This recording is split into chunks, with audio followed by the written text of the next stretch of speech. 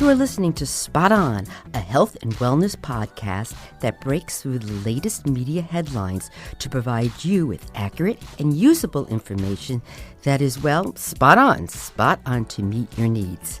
I am your host, Dr. Joan Salge Blake, a nutrition professor at Boston University and the author of the college textbook called Nutrition and You, which is used in colleges across the United States and abroad.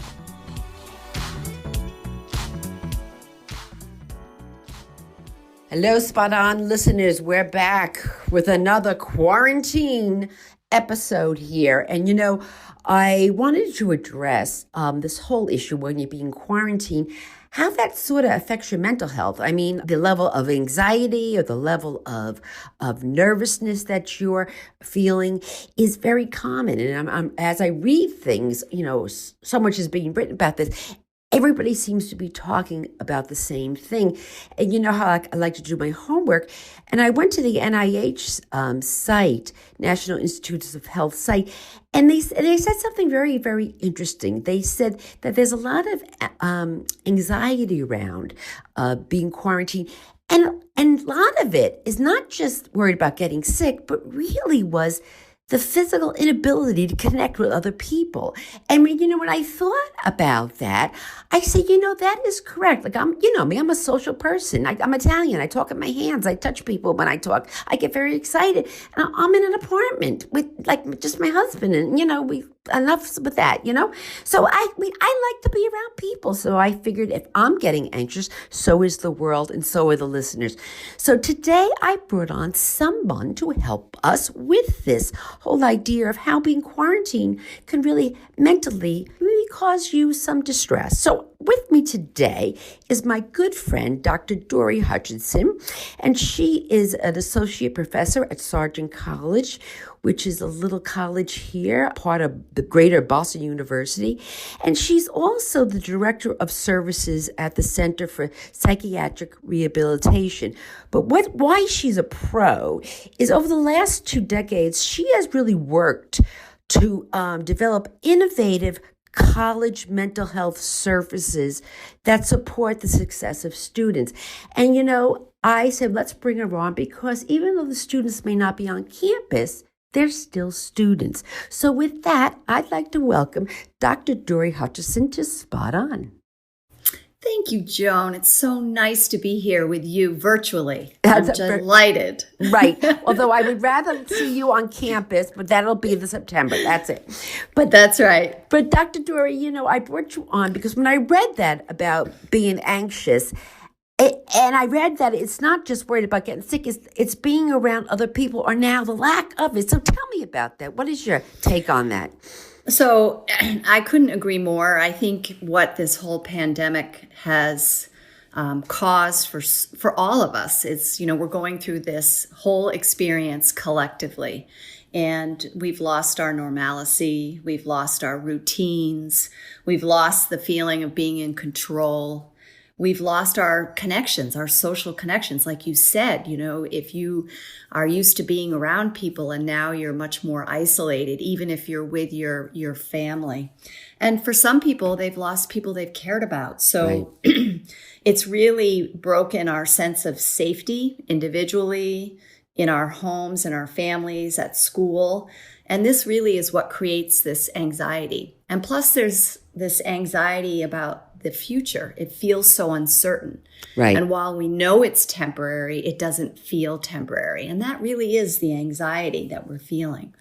That, something, you are spot on because, if someone could just get a crystal ball and say, listen, May 15th, everything's going to be fine, I could calm down, but right. That's the problem is that there's no crystal ball here, even though we know it's going to be ending, but if someone could just throw out a date and really, really make sure that it was accurate, that would help us out a lot.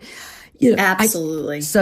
I always say the unknown is worse than the known. So if we just need that endpoint, that date here, we do this a million times in September when college starts. There's always this stress of being away from home and, managing your coursework, or even more importantly, how do you do laundry? I mean, these are big issues. And so that often causes a lot of stress. But now I think there may be a lot of stress among students who are back at home prematurely. What do you think?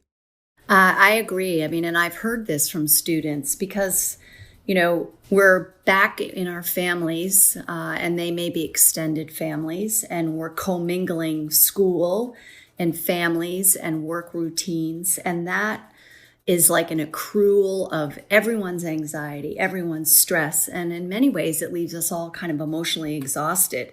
And we all have a little less to give to school, to work, and into each other. I think it's really hard, especially as you said, we can't just go out and have physical distance from one another. And we don't have a whole lot of psychological distance from one another when we're under the same roof for weeks on end. Right. So that's interesting. So you want to be with the people, your friends, and you miss at college, and then it's too much time with the people at home. So yes. So we have to split the difference here. But what you said is right, because the anxiety or the stress may be affecting your ability to work. Everyone says, "Oh, working at home." Everyone's like, "Oh my gosh, I save so much time and I don't have to commute." But it could, you might have saved some time, but you may not be as productive. Should you? What do you think? Yeah, I agree. I think a lot of people feel so distracted and disrupted by their worries and their anxiety and having to, maybe share a space to do their work, that it can be really hard to stay focused and pay attention in the ways that you're used to. Right. Students might be used to sitting down for 3 or 4 hours and working on a project or a paper, and that can be really hard to do at home. That's right, especially if you don't have your own private space. Exactly. Right, and if everybody's using Wi-Fi, that gets to be a little thin too. And if that, I'll tell you, if one more time that little sign comes up that your internet connection is not secure, I'm telling you, I can't stand when that comes up. And because depending on where you are in the house, it's like all over the place. It's interesting because we're talking about mental health, we're talking about anxiety and the news.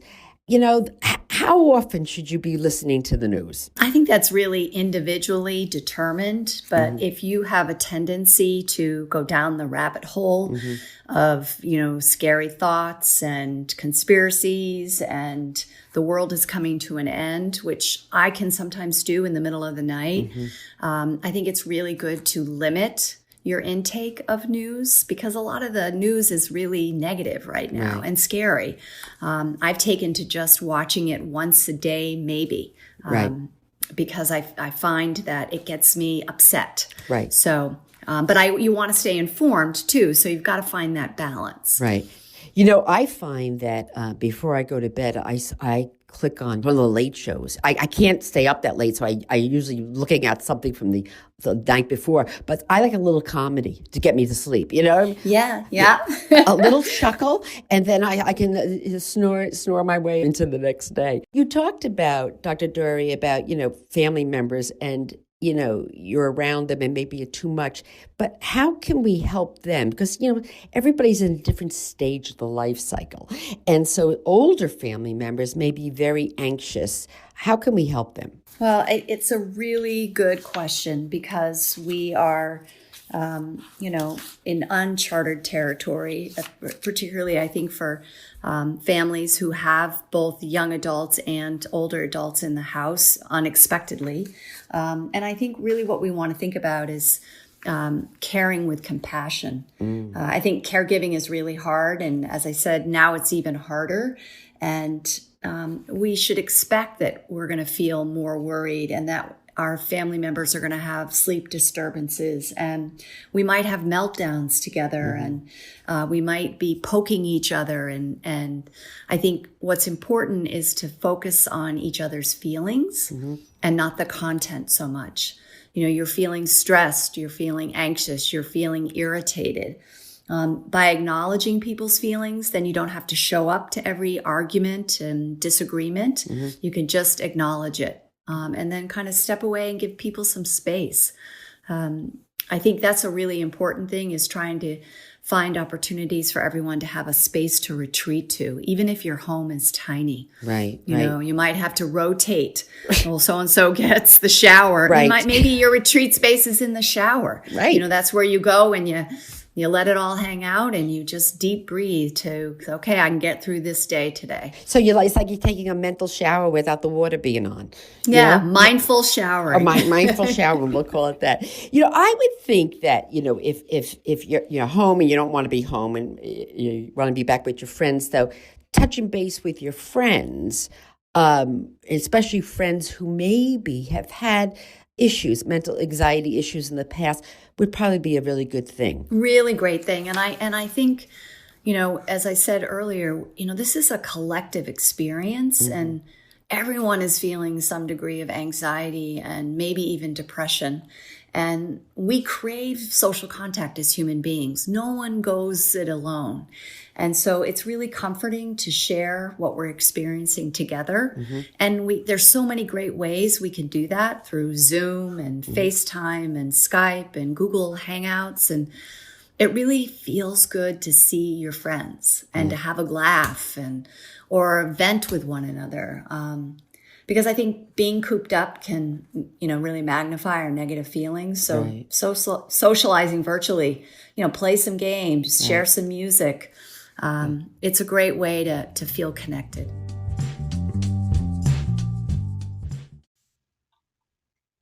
Are you having trouble sleeping, focusing, or relaxing? If the answer is yes, then the TM Softs White Noise Sleep Sounds podcast has got you covered. This hour-long podcast is made to help you get rid of distractions, reduce stress, relax, and most importantly, get better sleep. You can listen to sounds of nature, white noise, relaxing music, and much, much more. You can check out the TM Softs White Noise Sleep Sounds podcast on Spotify or wherever you listen to your favorite podcast. Do you find, that now, because you had this wonderful program at the college setting, are students or people able to reach out, and get the services, or if they were talking to somebody on a regular basis? Are you finding that people are making appointments online or? So yes, almost all of the psychological and all of them, in fact, psychological and psychiatric associations have sort of given permission for teletherapy to happen. And so most providers are doing some form of telemedicine or teletherapy or telesupport, and insurance companies are covering it.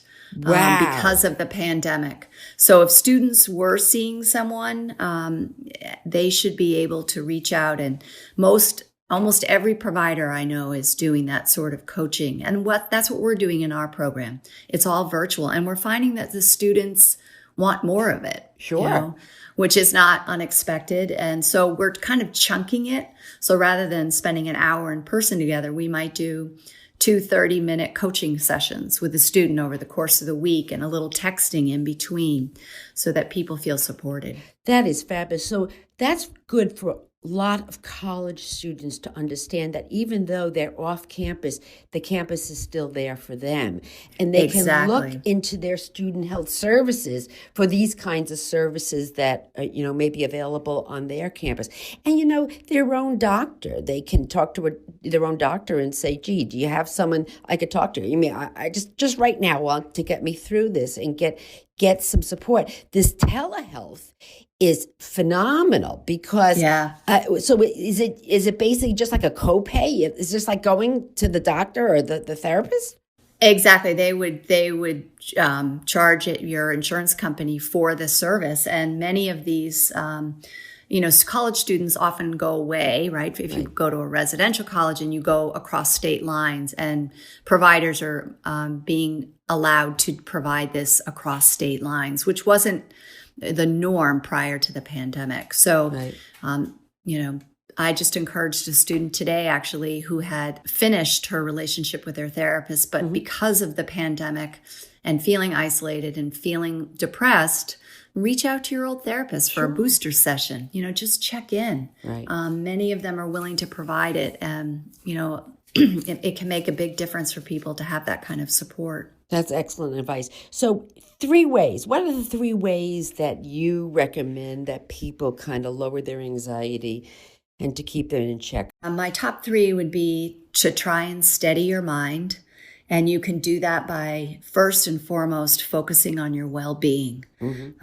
So whatever that means to you, making sure you make time for it every single day. For me, it's exercise, and I've taken to doing things twice a day. But that helps you focus and steady your mind. Combating the negative thoughts, I can do that through exercise. Other people might do it through music. But the goal is to kind of steady your mind. My second thing is to warm your heart. And that is really to feel some self-compassion. You're doing the best that you can in this time, and also caring for others. When we care about others, it makes us feel good. So whether you are at home or we know at BU, we have some students whose families are on the other side of the world, making the effort to connect virtually and care about them will warm your heart, and that will help you feel better and be more resilient. And then the last one I think is important is this idea of resting in fullness, and that at night, so many people are saying they're having trouble sleeping, is to be able to say to yourself that I'm doing the best that I can. I'm going to try to feel content with what I did today and what I have. And I want to be open to moments of joy and meaning during this time. So, it's a way of practicing gratitude before you go to sleep, of reassuring yourself, I'm doing the best that I can. Because now is not the time to try and be perfectionistic, strive to tackle every home improvement project in your room or, change lots of behaviors. It will only add to the sense of anxiety that you're feeling. So I think if you can steady your mind, warm your heart, and try to rest in fullness, then each day will have some meaning for you. Well, Dori, my heart is warmed. And I'm so glad that I had you on here because this is so good. I feel so much more relaxed now. I mean, maybe this could be another side gig where you're meditating online. I don't know. You're doing a great job. But Dr. Dori Hutchinson, thank you so much for coming on Spot On and warming our hearts with your welcome. Information. Thank you again. Okay. Bye-bye. Spot On is supported by the Boston University Sargent College's Master of Science degree in Nutrition program. Log on to bu.edu to learn more about this fabulous nutrition graduate program. Thank you for listening to Spot On. If you enjoyed this episode, don't forget to subscribe on Apple Podcasts, Spotify, or wherever you get your podcasts. This way you'll get every new episode every week.